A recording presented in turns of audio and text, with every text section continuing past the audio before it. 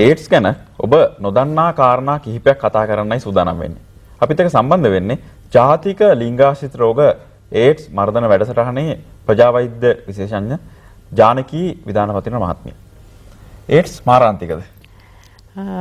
අපි දැන් මේ වචනේ පාවිච්චි කරන්නේ නැහැ. මොකද ඒඩ්ස් මාරාන්තිකයි කියලා කියන්නේ මොකද ඒක නිට්ටාවට සුව කරන්න බැරි වුණාට ඒක හොඳට තත්ත්වේ පාලනය කරලා නිරෝගීමත් ජීවිතයක්, ඒ කියන්නේ quality life එකක්, ඒ කියන්නේ ජීවිත ගුණාත්මක විදියට ඉන්න පුළුවන් නිසා.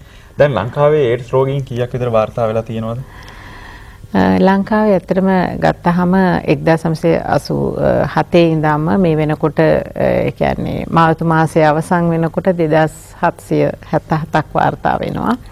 ඇත්තටම අපිට මෙතනදී ගාන නෙවෙයි වැදගත් වෙන්නේ. අපිට වැදගත් වෙන්නේ ගොඩාක් වෙලාවට දැන් 2000 වර්ෂයට සාපේක්ෂව ලෝකේ නව ආසාදන අඩුවීමක් වෙන්නුම් කරනවා. නමුත් ලංකාවේ ගත්තාම නව ආසාදන සෑම වර්ෂයකම වැඩිවීමක් දක්වන්න ලැබෙනවා. දැන් මොනවද ඉදිරි කාලයේදී ඒ වෙනුවෙන් කරන්න බලාපොරොත්තු වෙන්නේ?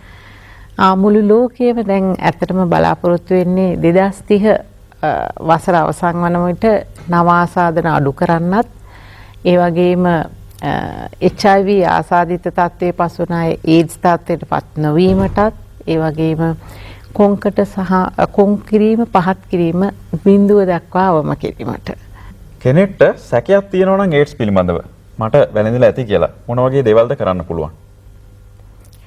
ඇත්තටම දැන් මේ නව ආසාදන බිඳුව දක්වා අයරංග අඩු කරන්න ඇත්තටම දැන් ඊට කලින් 2020 වර්ෂය අවසන් වනකොට ලෝකයේ ලංකාවත් ඇතුළුව ටාගට්ස් 3ක් සම්පූර්ණ කරන්න ඕනේ.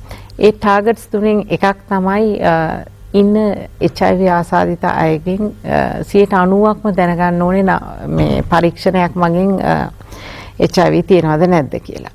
ඊට පස්සේ ඒ HIV අඳුනගන්න ප්‍රමාණයෙන් 90%ක් ප්‍රතිකාර සඳහා යොමු කළ යුතුයි. ඒ ප්‍රතිකාර සඳහා යොමු වෙන අය හරියට බෙහෙත් බීලා ඒගොල්ලන්ගේ තියෙන වෛරස් මට්ටම අඩු කළ යුතුයි. ඉතින් යම්කිසි කෙනෙකුට යම්කිසි සැකයක් තියෙනවා වගේම ඒ වගේම මේ සඳහා අවදානම් තත්ත්වයේ පසුවන අය මේ සඳහා පරීක්ෂාවක් කරගත යුතුයි. එහෙම නැත්නම් පැමිණෙන්න ඕනේ පරීක්ෂණයක් කරගන්න. ලංකාවේ තියෙනවා ඇත්තටම ලිංගාසිත රෝග මේ සායන මේවා ලංකාව පුරා විසිදලා තියෙන ප්‍රධාන රෝහල් වල ඇත්තටම 30ක් තියෙනවා. ඒ වගේම බ්‍රාන්ච් ක්ලිනික්, මොබයිල් ක්ලිනික් කියලා කියනවා මේවා 22ක් තියෙනවා. ඊට අමතරව මේ රජය මගින් සපයන සේවාවන් මේකේ නොමිලේ පරීක්ෂණ සිද්ධ කරනවා, උපදෙස් නොමිලේ පරීක්ෂණ සහ අවශ්‍ය ප්‍රතිකාර සහ උපදේශන කටයුතු සිද්ධ කරනවා. ඊට අමතරව ප්‍රයිවට් සෙක්ටර් එකේ කියන්නේ පෞද්ගලික මේ රෝහල් වලිනුත් මේක කරගන්න පුළුවන්. ස්පර්ශයෙන් සුළඟින් බෝ වෙන්න පුළුවන්ද? නැහැ, කිසිසේත්ම බෑ. මේකේ ප්‍රධාන ක්‍රම තුනක් තියෙනවා. වැඩිපුරම ලෝකේ වගේම ලංකාවේ 90%කට වැඩිය බෝ වෙන්නේ අනාරක්ෂිත ලිංගික හැසිරීමක් HIV ආසාදිත කෙනෙක් සමග පවත්වුවොත් පමණයි.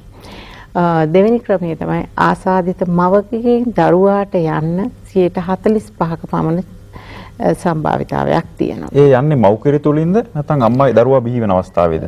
ප්‍රධාන ක්‍රම තුනක් තියෙනවා. එකක් තමයි ගර්භාෂයේ බබා වැටෙන කාලයේදී වැදහම හරහා යන්න පුළුවන්. ඊළඟ එක තමයි දරු ප්‍රසූතිය සිදු වෙන අවස්ථාවේදී යන්න පුළුවන්. ඊළඟ එක තමයි මව්කිරි වලින්. ඔබ අවසාන වශයෙන් මොන වගේ පණිවිඩයක්ද දෙන්න කැමති? අපිත් ලෝකයේ වගේම ලංකාවත් අවසාන වශයෙන් 2030 වර්ෂය අවසාන වන විට නව ආසාදන බිඳුව දක්වා අඩු කරන්න ඕන. ඉතින් මේ ටාගට් එකට යන්න අපි වැඩිපුර HIV පරීක්ෂණ කරගත යුතුයි. HIV පරීක්ෂණ කරගත නුනොත් තමයි අපිට නව ආසාදන බිඳුව දක්වා අඩු කරන්න යන්න පුළුවන් වෙන්නේ සහ ප්‍රතිකාර වලට යොමු කරන්න පුළුවන් වෙන්නේ.